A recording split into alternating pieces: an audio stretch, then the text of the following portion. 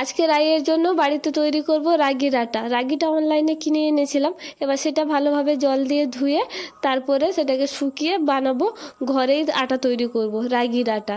আর যেহেতু calcium short আছে রাইয়ের, ক্যালসিয়ামের ডেফিসিয়েন্সির জন্য দাঁত উঠতে দেরি হচ্ছিল, আপনারা তো সবাই জানেন। এর আগে আমি শর্ট ভিডিওতেই বলেছিলাম, লং ভিডিও দিয়ে দিয়েছি।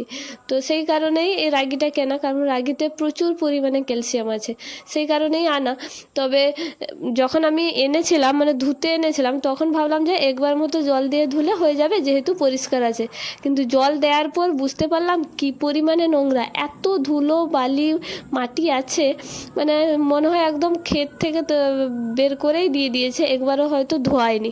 যাই হোক, তো 6 থেকে 7 বার আমি জল দিয়ে ধুয়েছি, বারবার ভালোভাবে একদম ঘষে ঘষে রগড়ে রগড়ে।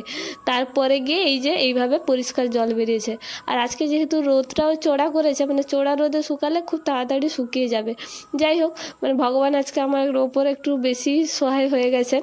রোদে মানে সারাটা দিন রোদে শুকানোর পর এখন বাজে সকাল ওই 10টার দিকে দিয়েছিলাম, এখন বাজে এই বিকেল 4:30টার মতো। তো এখন আমি তুলে নিয়েছি, আর আমার হাতটা ভেজা বলে হাতে জড়িয়ে যাচ্ছে, কিন্তু রাগিগুলো ভালোভাবে শুকিয়ে গেছে। এখন ডিরেক্ট গ্রাইন্ডারে দিয়ে পিষে নেব, তবেই তৈরি হয়ে যাবে রাগির আটা। আর বাকি যে ডালিয়া স্যারেলাক বা ওটসের স্যারেলাকগুলো বানাতাম বাড়িতে, সেগুলো কিন্তু কড়াইতে ভেজে নিতাম।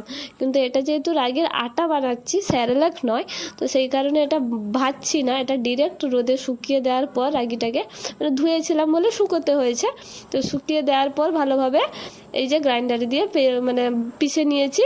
ব্যাস, এবারে হয়ে গেছে, মিহি করে আটাটা হয়ে গেছে। এবার এই আটা দিয়ে আপনি গুড় দিয়ে মিষ্টি বানিয়ে দিতে পারেন, বা রাগির পরিজ বানাতে পারেন, বা আদার্স কিছু